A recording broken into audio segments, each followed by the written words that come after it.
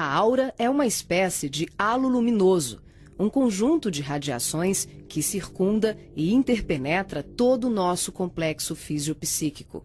Conhecida também como psicosfera, fotosfera psíquica, veículo ou túnica de forças eletromagnéticas, ela é composta pelo conjunto de emanações dos diferentes campos multidimensionais ou corpos. Apresentamos aqui uma visão total de sua forma ovalada, onde temos o corpo físico, o duplo etérico, o corpo astral, o corpo mental, o corpo causal e os centros de força. Através da animação em 3 dimensões, podemos notar com maior clareza que a nossa aura não começa na superfície do corpo físico. Ela é formada por camadas, conhecidas como campos sutis ou campos dimensionais. O corpo físico é a parte mais interna do nosso complexo. As camadas mais externas e sutis revestem e interpenetram todas as estruturas das camadas mais densas. O corpo mental envolve o corpo astral, o duplo etérico e o corpo físico. Na cor amarela, vemos a aura mental, de cor rosa, a aura astral, e na cor azul, o duplo etéreo. Essa atmosfera fluídica envolve todo o nosso sistema físico, revestindo os órgãos, tecidos e células com energias vitais, astrais e mentais. Dessa forma, o pensamento circula por todos os escarninhos do nosso sistema orgânico e psíquico. Na medida em que pensamos, automaticamente alteramos o nosso campo celular.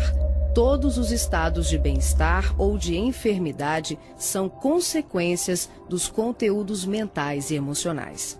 Sua multiplicidade de cores, suas formas e alterações, quando analisadas e estudadas, podem indicar os estados de saúde e emocional do ser humano.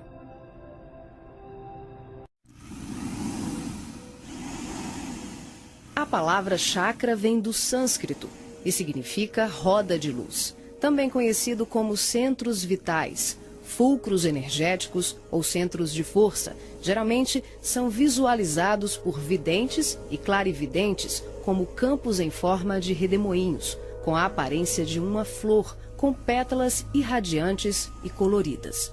O nosso corpo é regido por esses centros, que vibram em sintonia uns com os outros ao influxo do poder diretriz da mente, estabelecendo um veículo eletromagnético no qual o pensamento vibra em circuito fechado antes de exteriorizar-se. Cada célula do nosso corpo pode ser considerada um motor elétrico ou diminuto centro vital. O complexo humano é formado por centenas de chakras, que são classificados como mínimos, menores, maiores, secundários, principais e primordiais. Esses centros de força desempenham diversas funções, dentre elas a de reger as atividades fisiológicas dos órgãos a eles relacionados. Levando em conta as várias escolas que estudam o tema, definimos como primordiais 10 centros: o coronário, o cerebral ou frontal, o ágina, o laríngeo ou da garganta, o cardíaco, o gástrico ou solar, o esplênico, o umbilical, o genésico ou sexual e o fundamental. Na animação, vemos a parte anterior e posterior de cada chakra, que juntas formam um só órgão. Esses centros de força giram em alternância, repetindo o sistema de respiração no movimento permanente de emissão e absorção de energia. O giro é sincronizado e complementar entre o chakra anterior e o posterior. Os chakras são formados por microtúbulos, que são estruturas ocas, compostas por inúmeros blocos de moléculas idênticas. Esse elemento base, aqui aumentado milhares de vezes, junta-se a outros microtúbulos, formando uma complexa rede capilar. São microtúbulos menores que se inserem em microtúbulos maiores, num processo sucessivo. São justamente esses microtúbulos de diversos tamanhos que dão ao chakra a aparência de pétalas. Aqui vemos um exemplo dos microtúbulos maiores. e aqui microtúbulos menores preenchendo os microtúbulos maiores.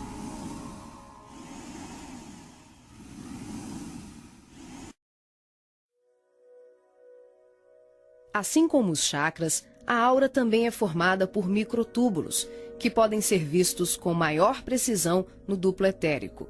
Os microtúbulos se afunilam, ficam cada vez menores e penetram os poros das membranas celulares.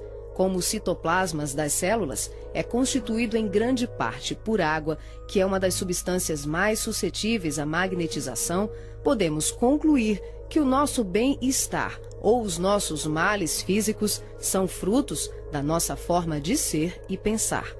É assim que as vibrações positivas ou negativas geram saúde ou doença em nossas vidas. Tudo é resultado da direção e da qualidade que damos às nossas correntes mentais. Nessa animação, vemos através da aura e dos corpos. Os chakras estão ampliados e representados como lunetas se expandindo. Podemos observar o sincronismo das camadas mais externas com as mais internas. Temos os campos ligados ao corpo mental em amarelo, ao corpo astral em rosa e ao duplo etéreo em azul. Os centros de força das camadas superiores envolvem completamente os centros das camadas mais densas. Cada parte da luneta está contida na outra. Os microtúbulos maiores são preenchidos pelos menores.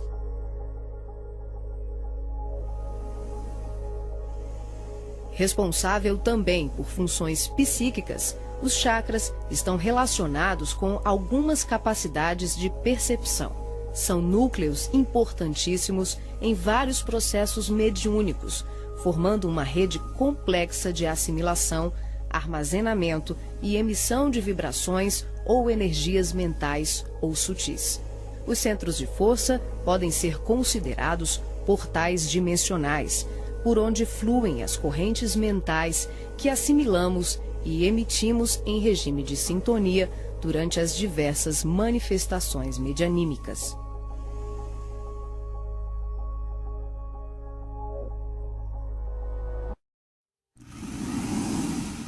Vemos agora os chakras relacionados aos seus respectivos órgãos.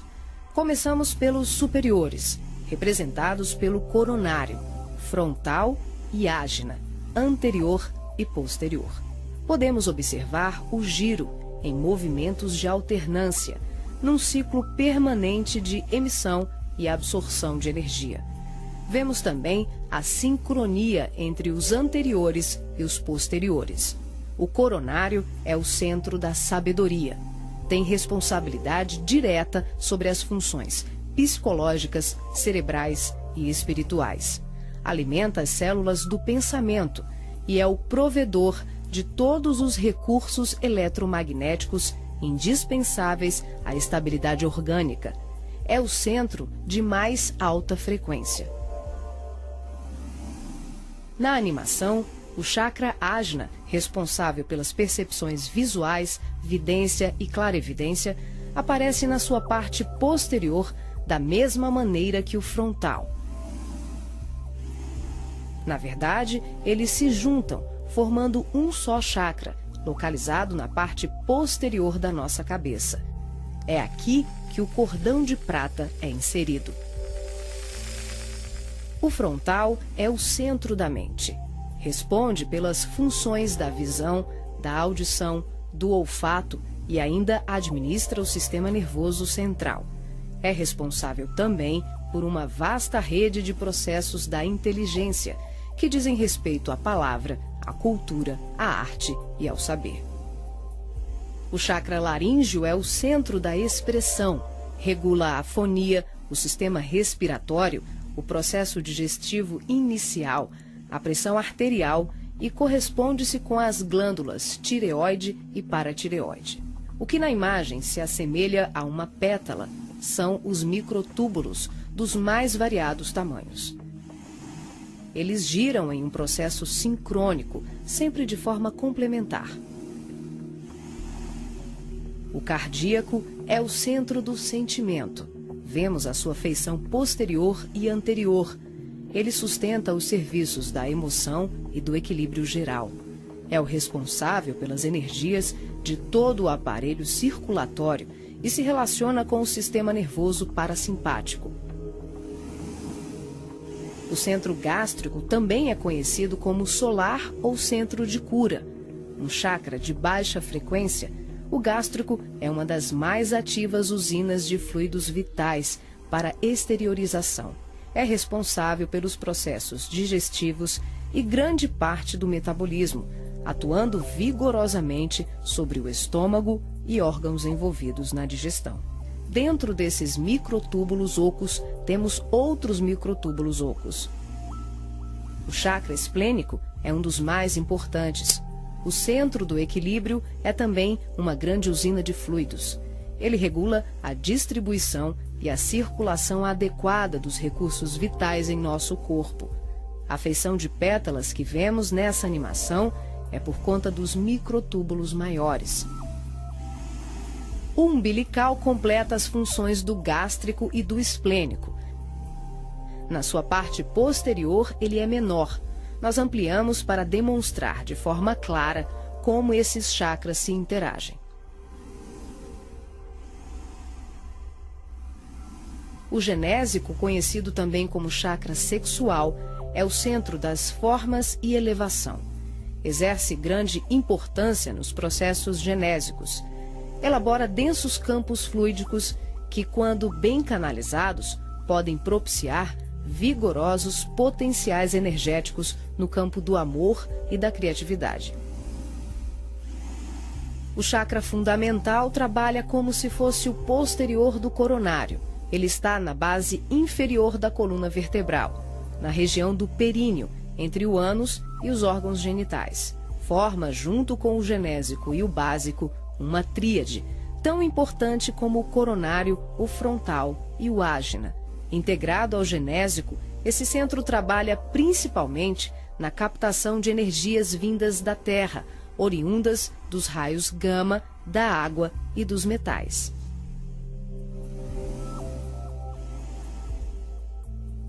Nessa animação, representamos o processo de desdobramento dos diferentes corpos. Vemos aqui a projeção ou saída dos corpos sutis do homem. O corpo físico permanece. O duplo etérico, o corpo astral e o corpo mental se exteriorizam. Os fios coloridos dão enfoque ao funcionamento dos cordões fluídicos, que são os responsáveis pela interação entre os corpos. Para ressaltar os fluxos mental, emocional e vital, subdividimos o cordão de prata, que assimila todos os fluxos, em 3. O cordão de prata propriamente dito, que liga o corpo físico aos demais corpos sutis, aqui representando apenas o fluxo mental. Em amarelo, o detalhamento do fluxo emocional.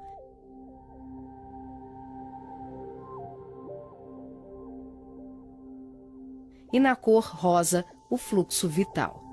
Esses cordões são semelhantes ao cordão umbilical, porém, a densidade deles é muito mais sutil. São, por assim dizer, vaporosos, uma espécie de laços aeriforme, luminescentes, e varia de acordo com a dimensão da região espiritual onde o ser se encontra. Quando ocorre esse tipo de desdobramento em que o duplo etérico, o corpo astral e o corpo mental se deslocam juntos, o médium não consegue alcançar grandes distâncias, devido à densidade do corpo etérico, que, em síntese, são emanações neuropsíquicas do corpo físico. Dessa forma, o espírito fica nas imediações do organismo carnal, e sua saída ou projeção é geralmente por tempo limitado. Esse fenômeno é muito comum no sono e também em desdobramentos parciais durante os trabalhos mediúnicos.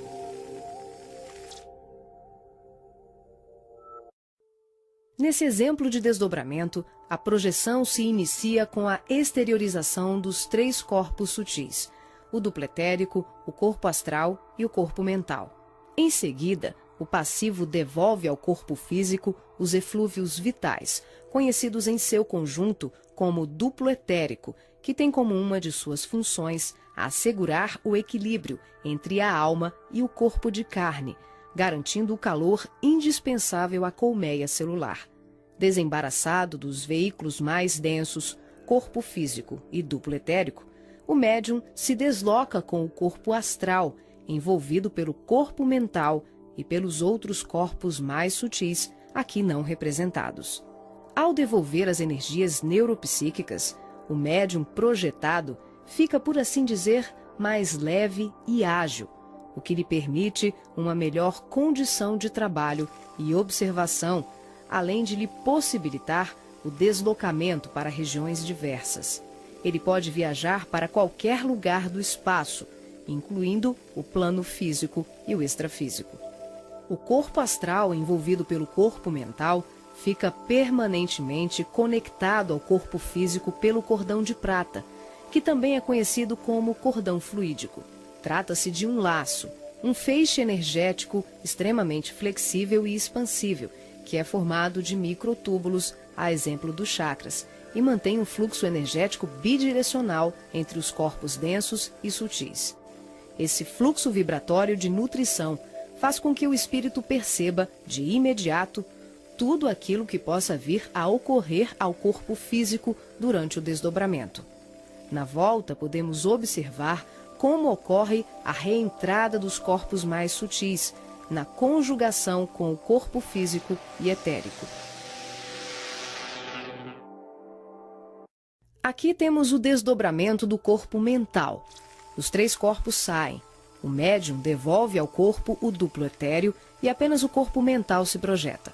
A animação demonstra que, em qualquer tipo de desdobramento, os corpos permanecem conectados entre si através do cordão de prata e dos fluxos energéticos.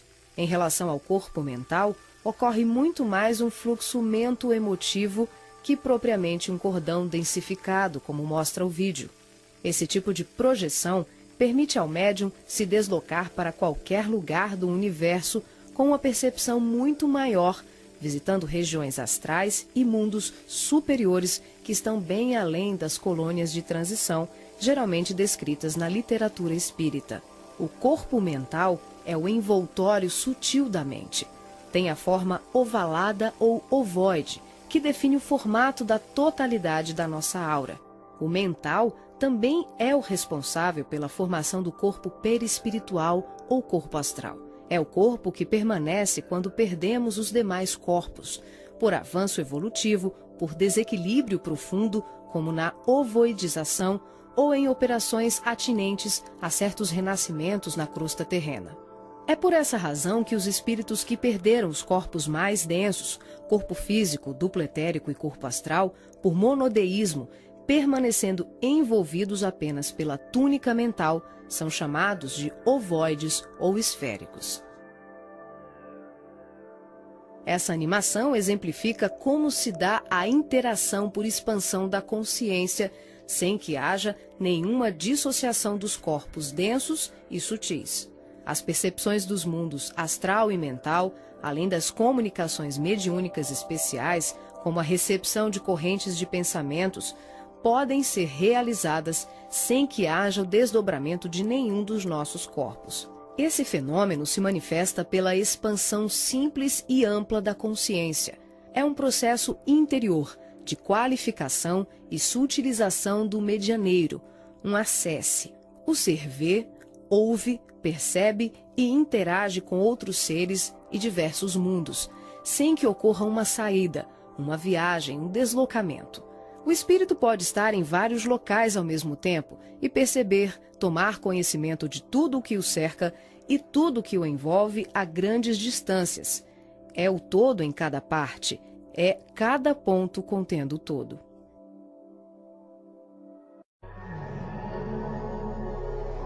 Nessa animação, visualizamos os espíritos revestidos apenas pela túnica ou corpo mental, após a perda do corpo astral ou perispiritual, quando tomamos a parte pelo todo.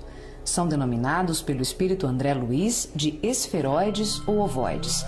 tristes mentes humanas sem apetrechos de manifestação, verdadeiros fetos ou amebas mentais, que são utilizados por mentes criminosas e perversas em processos obsessivos, tecnicamente organizados, tanto em relação aos desencarnados como encarnados. Geralmente se apresentam em forma ovalada, da dimensão de um crânio humano de aspecto gelatinoso, com características amorfas e colorações que variam de um acinzentado escuro ao negro e ao avermelhado. A perda do corpo astral ou ovoidização são atinentes a vários processos, que vão da reencarnação à sublimação do espírito. Aqui, focalizamos o sentido inferior dessa ocorrência, quando a personalidade desencarnada continua no além-túmulo, o cultivo das ideias de ódio, vingança, autodestruição, culpa, egoísmo, apego vicioso, gerando uma fixação monodeística, que é a tendência da consciência de fixar o pensamento em uma só ideia, provocando alterações fisiológicas e anatômicas no veículo perispiritual. As partículas mentais circulam em circuito fechado pelo campo da aura e são absorvidas pelos chakras, provocando a assimilação de forças degradantes pelas células perispirituais, que passam a operar em regime de desequilíbrio, até que pela repetição incessante e de longo curso de tal mecanismo, o ser gasta, por assim dizer, o seu corpo astral ou perispiritual, ficando revestido apenas pelo corpo mental. Como a mente é o fundamento organizador de todos os nossos tecidos grosseiros e sutis, as cristalizações do pensamento em circuito fechado, em verdadeiros processos de auto-hipnose, de ondas negativas, de ódio, mágoas e diversos outros sentimentos de baixa vibração, acabam gerando uma atrofia do corpo espiritual da criatura em desequilíbrio, perdendo temporariamente o desenho humano. Os ovoides, quando são atraídos e localizados por mentes perversas no campo da aura de encarnados ou desencarnados, passam a viver em regimes simbióticos com suas vítimas, absorvendo-lhes as forças psíquicas em movimento automático de sucção, à semelhança de vários parasitas encontrados na natureza, levando à desorganização das estruturas psíquicas daqueles que lhes sofrem a ação doentia. Dependendo das parcelas de créditos e débitos entre os litigantes de tão triste quadro, as relações vindicativas podem se prolongar para além da morte física do hospedeiro. Essas obsessões dolorosas não são ocorrências raras, mas processos comuns provocados pela ignorância e paixões daqueles que permitem enovelarem-se nas teias do ódio e da vingança. O caminho dos ovoides, em tão triste condição, é a esfera do recomeço, as reencarnações na crosta terrena ou em setores outros de vida congênere, tal qual a semente destinada à cova escura para trabalhos de produção, seleção e aprimoramento.